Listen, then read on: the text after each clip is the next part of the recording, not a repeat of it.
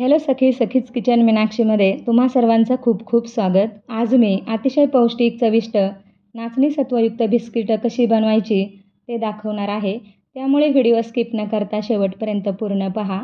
आणि माझ्या सखीच किचन मीनाक्षी या चॅनलवर तुम्ही नवीन आलेले असाल किंवा अजूनही सबस्क्राईब केलं नसेल तर प्लीज लाईक, शेअर आणि सबस्क्राईब नक्की करा. बाजूलाच तिथे बेल आयकॉन किंवा घंटी येते तीसुद्धा प्रेस करा, म्हणजे माझ्या रेसिपीज तुम्हाला ताबडतोब पाहता येतील. नाचणीचे बिस्किटं बनवण्यासाठी इथे मी पाऊण कप तूप घेतलेलं आहे, 1 कप नाचणीचं सत्व घेतलेलं आहे, 1 कप गव्हाचं पीठ घेतलेलं आहे, 1 कप पिठी साखर घेतलेली आहे. साहित्य मोजताना एकाच कप किंवा एकच वाटी वापरायची आहे. 2 चमचे बारीक रवा घेतलेला आहे. रवा घेताना 0 नंबरचाच रवा घ्यायचा. जर तुमच्याकडे जाडा रवा असेल तर तो मिक्सरमध्ये फिरवून घ्यायचा आहे. नाचणी सत्व आणि गव्हाचं पीठ चाळणीने व्यवस्थित चाळून घ्यायचं आहे.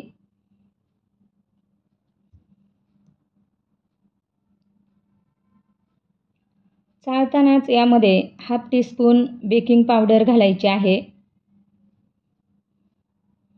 पाव टीस्पून बेकिंग सोडा किंवा खायचा सोडा घालायचा आणि 1 चमचा कोको पावडर घेतलेली आहे आणि व्यवस्थित चाळून घ्यायचं आहे. इथे आपलं आता सगळं साहित्य व्यवस्थित चाळून झालेलं आहे. यामध्ये 1 चिमूट मीठ घालायचं आहे. 1च चिमूट घालायचं, त्यापेक्षा जास्त नाही. आणि रवा घालून घ्यायचा आहे. सगळं साहित्य व्यवस्थित मिक्स करून घ्यायचं आहे. हे मिश्रण पुन्हा चाळणीने चाळून घेतलं तरी चालेल. आता एक खोलगट पातेलं घेतलेलं आहे आणि त्यामध्ये पिठी साखर घालून घेतली. साखर बारीक करत असतानाच त्यामध्ये 5 हिरव्या वेलचीचे दाणे घातले होते बारीक करण्यासाठी. आता यामध्ये तूप घालून घेतले. चांगलं एकजीव करून घ्यायचं आहे. पिठी साखर तूप 10 ते 15 मिनिटे चांगलं फेटून घ्यायचं आहे. जोपर्यंत क्रीमसारखी चकाकी आणि कलर येत नाही तोपर्यंत चांगलं फेटायचं आहे. हे मिश्रण चांगलं फेटलं की बिस्किटंसुद्धा खुसखुशीत होतात आणि हलकी फुलकी होतात. म्हणून एकसारखं आणि एकाच दिशेने व्यवस्थित फेटायचं आहे. छान असं मिश्रण झालेलं आहे आणि चकाकीसुद्धा चांगली आलेली आहे. आता यामध्ये चाळलेली पिठं घालून घ्यायची आहेत.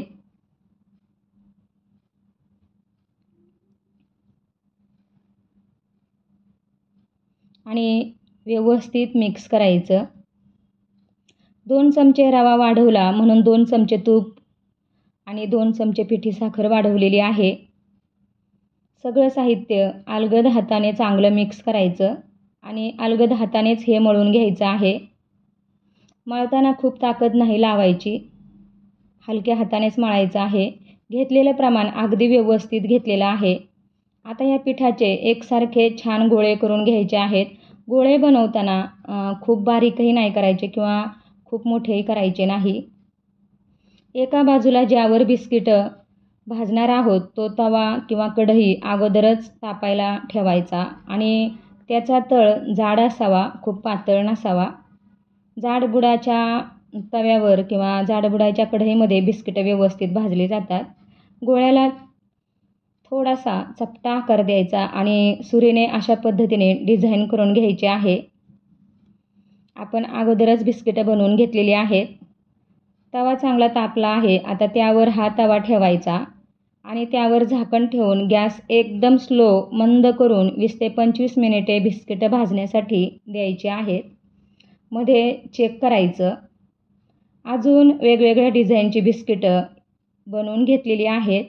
ही कढईमध्ये भाजायची आहेत. तापलेल्या कढईत हे ताट ठेवायचं आणि वरून झाकण ठेवून ही बिस्किटेसुद्धा 20 ते 25 मिनिटे भाजायची आहेत आणि गॅस मंद ठेवायचा आहे, अजिबात वाढवायचा नाही.